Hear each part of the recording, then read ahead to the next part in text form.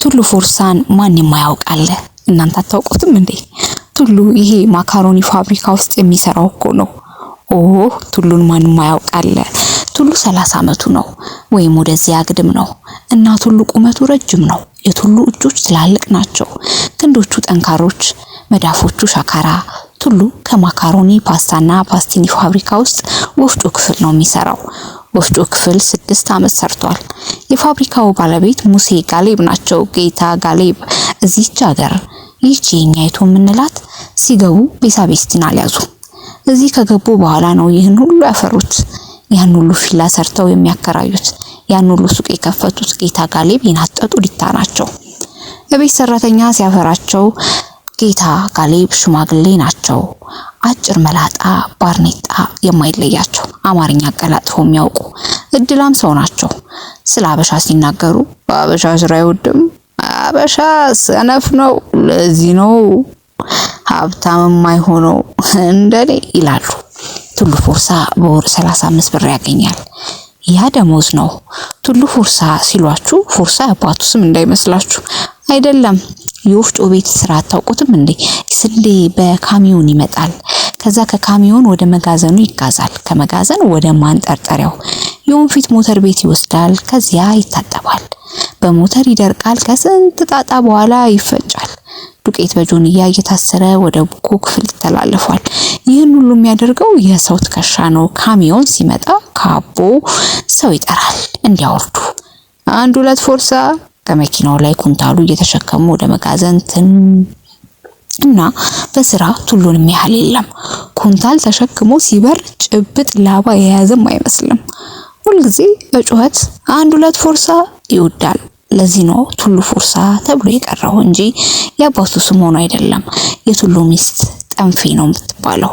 እንጀራ ለመግዛት ጉልት የሄደው ሁሉ ጠንፌን ያውቃል። መሸት ሲል ወደ ጉልት ብቅ ያለ ጠንፌ የእንጀራ ሰፌዷን ይለምዳል።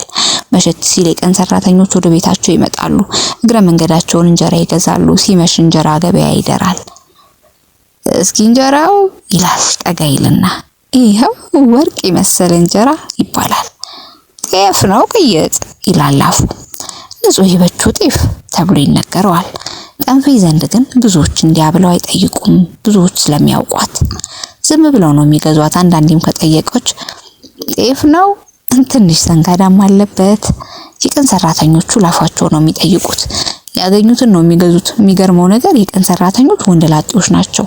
የቀን ሰራተኞች ወጥ አይሰሩም። የቀን ሰራተኞች ብዙ ሆነው በትንሽ ቤት ውስጥ የሚኖሩት። ታዲያ ለምን ዳቦ ገዝተው አይበሉም? ሞፎ ወጥ አያስፈልገውም። ዳቦ የወንደላጤ ምቹ ምግብ ነው። ግን የቀን ሰራተኞች እንጀራን ይመርጣሉ።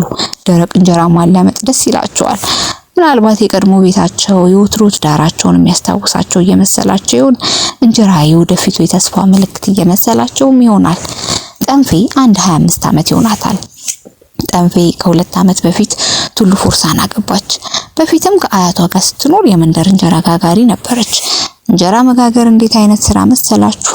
አንዱ ቤት ሰላቢ ነች ይላሉ፣ ሌላ ቤት ማገዶ አይመክታትም ይላሉ። ሌላው ቤት እንጀራ ታወፍራለች፣ ደግሞ ሌላው ጋር ታሳሳለች። ብቻ ጣጣ ነው። በመጨረሻ አያቷ ሲሞቱ ጋግሮ ከማብላት ይልቅ በ3 ብር ተቀጥሮ ጋግሮ መሸጥ ይሻላል ብላ በነጋዴነት ተጠቃለለች። ከቱሉ ጋር የተዋወቁት በእንጀራ ደንበኝነት ነው። ይህ ደግሞ ራሱን የቻለ ታሪክ እኮ ነው። ታዲያ ጠንፌ ወንድ ልጅ ወለደች። ልጁ ደግሞ ጤና የለውም። እሷንም ጤና ነሳትቴ። የእንጀራ ንግዱም አላዋጣ አለ። እንደ ድሮ ርካሽ ዱቄት ፍለጋ መንከራተት አለ። ማገዶ ፍለጋ አገር ጥሎ መሄድ፣ ኧረ ስንቱ። በዚያ ላይ ልጁ ጤና የለውም። ባሎች ሁሉ ሚስቶቻቸውን ይማታሉ። ባሎች ሁሉ ይሰክራሉ። ቱሉ ግን አይማታም፣ አይሰክርም። ከጠንፌ ምንም አይደብቅም። አምላኩ ጠንፌ ናት። ያለ ጠንፌ ምን ህይወት አለውና። ጠንፌም ባሏን ትወዳለች፣ ታከብራለች። ጠንፌ አቤት ዛሬ ደሞዝ ተቀብዬ ከጓደኞቼ ጋር ጠላ ቤት ገብቼ 60 ሳንቲም አጠፋው። ደግ አደረክ። ጠንፌ ቀና ብላ አታየውም። ጠንፌ ለቱሉ፣ ቱሉ ለጠንፌ ተፈጠሩ ይመስላሉ። ትሳሳለታለች። ጠንፌ ዛሬ ደሞዝ ተቀበልኩና ስመጣ ሉካንዳ ቤት ገብቼ የ50 ሳንቲም ስጋ ገዛውልሽ። ጥሩ አረክ። ከዚያ በፊት አማረኝና አንድ ብርሌ ጠጅ ጠጣው። ምነው ጠንፌ ከፋሽ እንዴ? እኔቴ ቱሉ ሚስቱን ትኩር ብሎ ማያት የምትሟሟ ይመስለዋል፣ ይሳሳላታል። ታዲያ ልጁ እያደር ይታመም ጀመር። በተወለደ በ10 ወሩ የጠና ህመም ታመመ። ይቃትት ጀመር፣ ያጣጥር ጀመር። ሐኪም ቤቱ ሰጂው ይላሉ ጎረቤቶች። የትኛው ሐኪም ይሻላል? አሮጌው አውሮፕላን ጣቢያ ያለው ጥሩ ነው። እሺ እስቲ ትላለች ጠንፌ። ለባሏ ግን አትነግረውም። ምን ብላ ትንገረው? የቤት ኪራይ 4 ብር፣ የቤት ጣጣ ሌላውን ይወጣዋል። ምን ብላ ትንገረው? እንጨት ውድ፣ እህሉ ውድ፣ የኩራዝ ጋዝ እንኳን ካቅሙ ድሮ 2 ፍራንክ የሚሸጠው ዛሬ በ4 ፍራንክ አይገኝ። ሁሉ ቀጥሏል። የረከሰ ቢኖር የሰው ነፍስ ነው። ታዲያ ምን ብላ ትንገረው? ልጁ ጠናበት። የሰው አፍ ደግሞ አይጣል ነው። በቅሎ ግዙ አንድ ጨው ላይ ገዙ ማለት ያ ነው። ረባካችሁ ሐኪም ውሰዱት አሉ አንድ ቀን ማታ ሊጠይቁ የመጡ የመንደር አሮጊት። የትኛው ይሻላል አለች ጠንፌ። የአውሬላ ጥሩ ናት ሲሉ ሰምቻለሁ። እንዲህ እንዳይመስልሽ አሁን የዛችው ቀለሟ አለች ታማባት እንዲሁ በጠና ተይዛባት እዛ ሄዳ እንደው በአንድ መርፌ ያዳነቻት። ደግሞ ዋጋው ትንሽ ነው። 2 ብር ከፍሎ ካርኔ መቁረጥ ነው በቃ። ጠንፌ ልቧ ስንጥቅ አለ። የአውሬላው ሐኪም 2 ብር ሲመሽ የታመመውን ሕፃን ከቶንም ጡት መሳብ ተሳነው።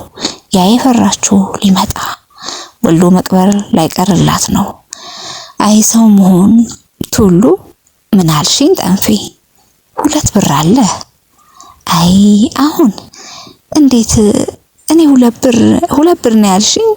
አሁን 2 ብር ለአውሬላዋ ሐኪም ቤት የሚከፈል ሐኪም መሄድ ያስፈልጋል። አሁን በጣም አሞታል። አታየውም ትኩሳቱ? ይሁን ጠዋት በደራለሁ። ግድ የለም ጠንፌ አታስቢ። ሕፃኑ መቃተቱን ቀጠለ። ከቶውንም ማልቀስ እያቃተው ሄደ። ጠንፌ ለባሏ የሚበላውን በሰጠችውና ልጇን አቅፋ ቁጭ አለች። እንብላ እንጂ ጠንፌ።